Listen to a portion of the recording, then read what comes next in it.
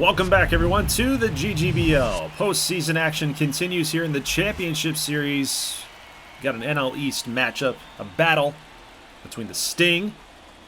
We're here at beautiful Renway Field with the big blue wall that seems to be gathering a lot of attention lately. We'll see if it actually plays a factor in this matchup.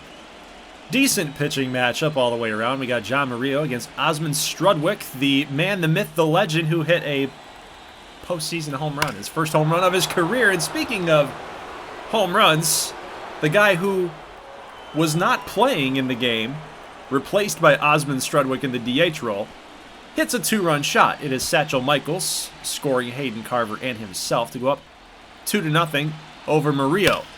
Let's jump to the top of the third inning. Chris Rosario sends a hard-hit ball out to center field, but Kingston Mondesir, normally a very sure-handed outfielder, just misread the ball, and it's not going to actually score a run. So it's only going to move up everybody by 90 feet.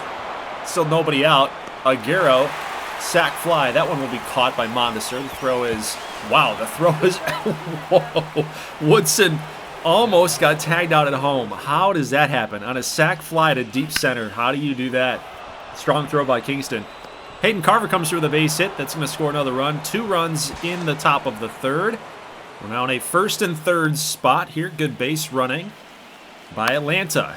Satchel Michaels, deep drive to left center. That will be caught by Gonzalez, and that's good enough to score another run. So 3 runs coming home in this inning. It's 5-0 Atlanta.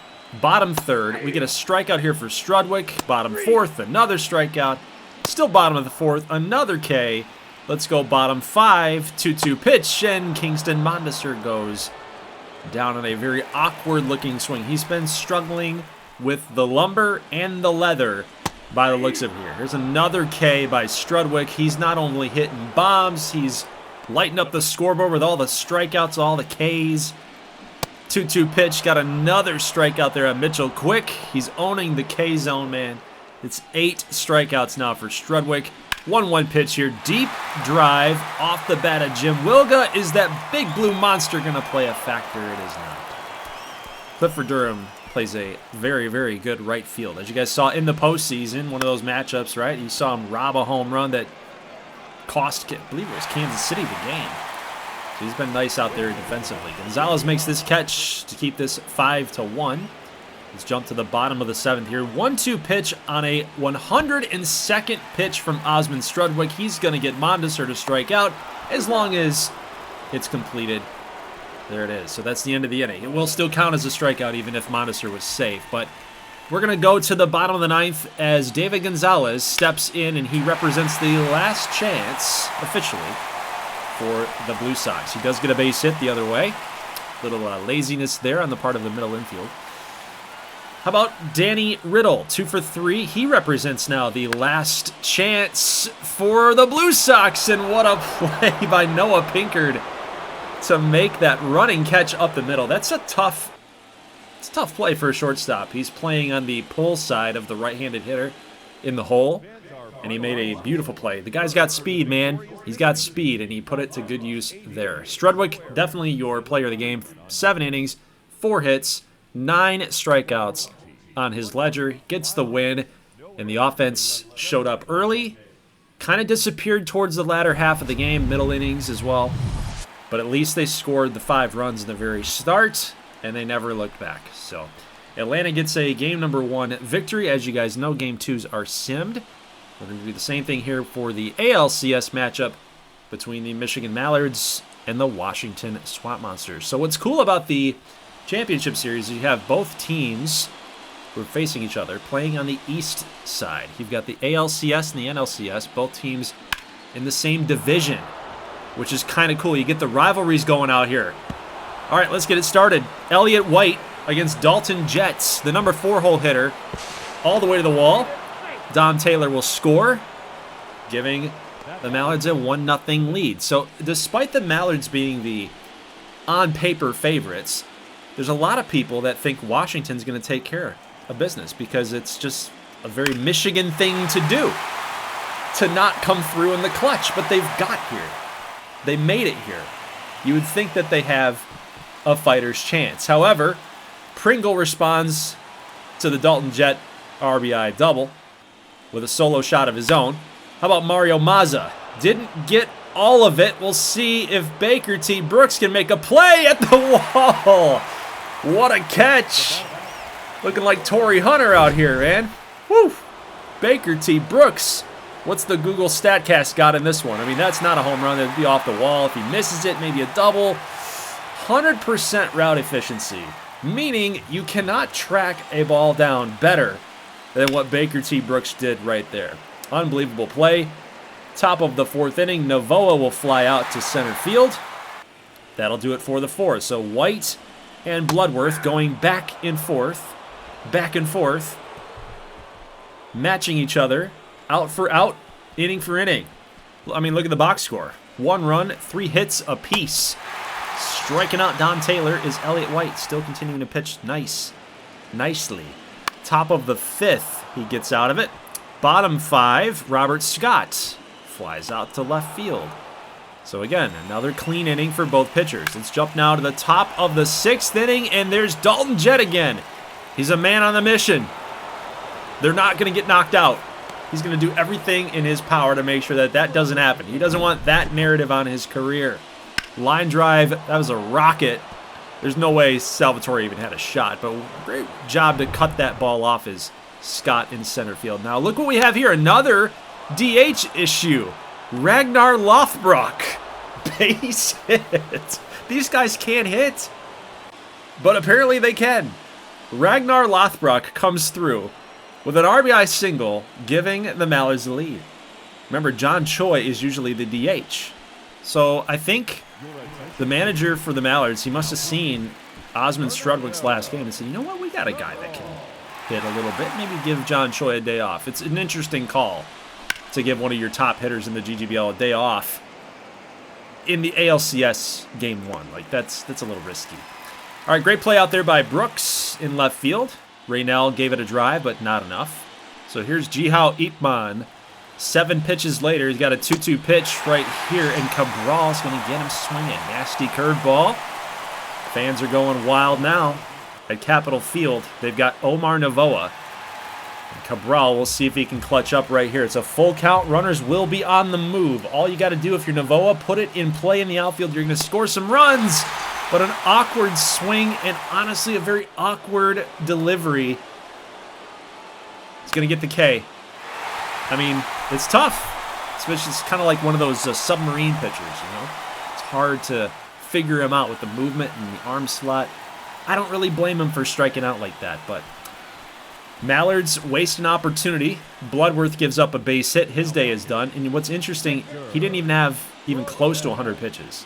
So I really don't know what the short leash was here. It might have been inning and leverage, but I'd rather live and die with Bloodworth being my pitcher right there. But we do get it out here in the bottom of the 7th.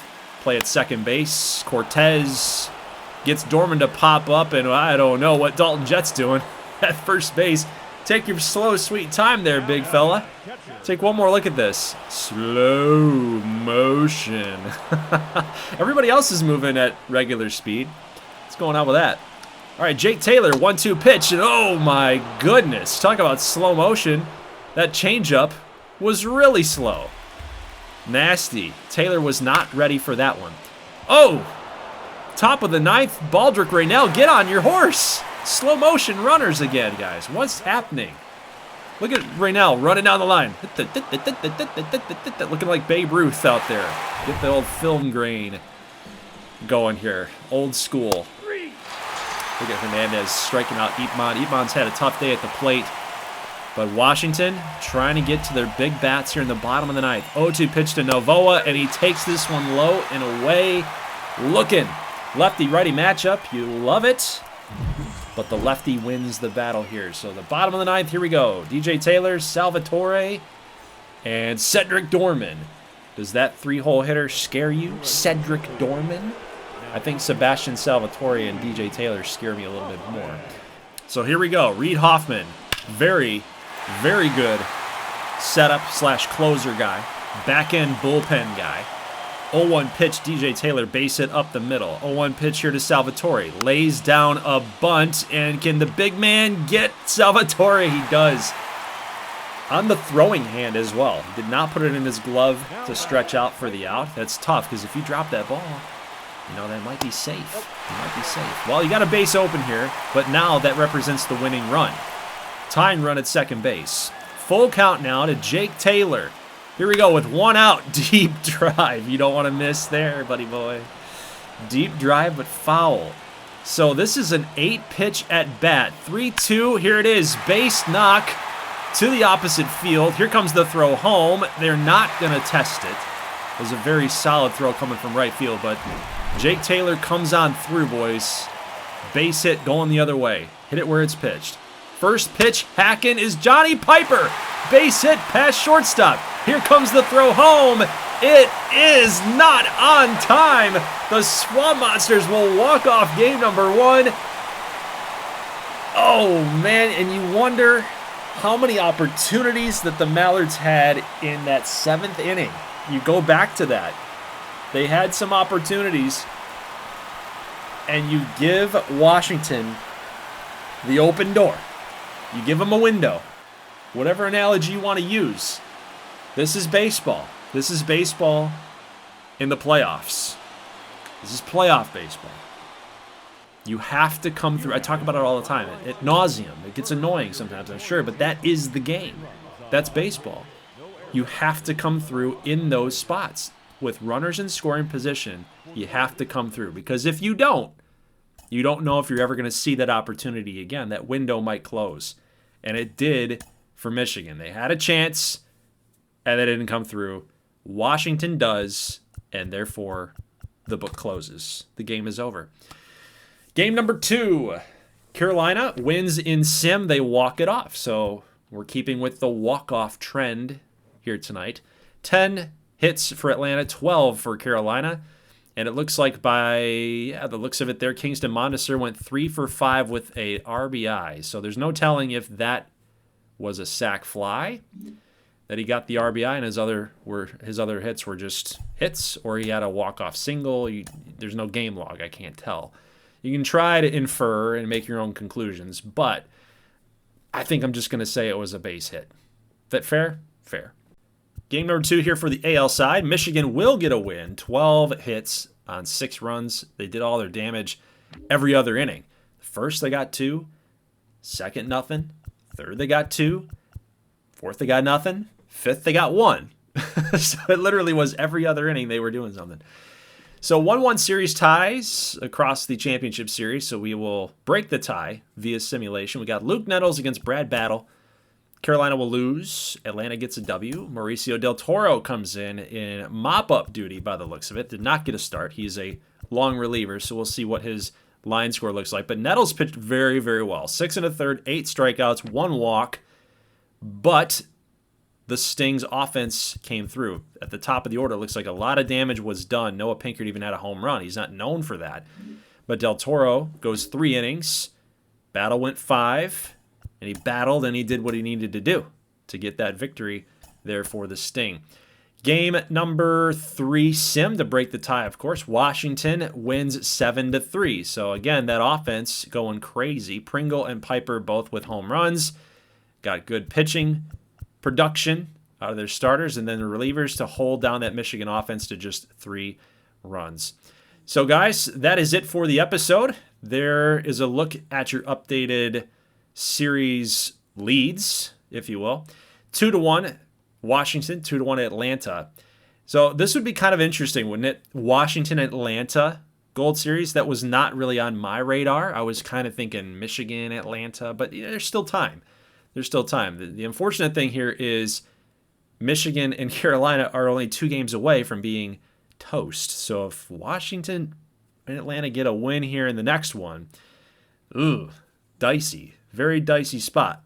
But guys, I will see you next Friday for more GGBL action. We'll get game number 4s. And then, of course, if there's any ties, if we get a 2-2 tie, then I do have to break that tie via sim. Now, for any game 5s or anything like that, I'm thinking about live streaming it. So please be on the lookout for that.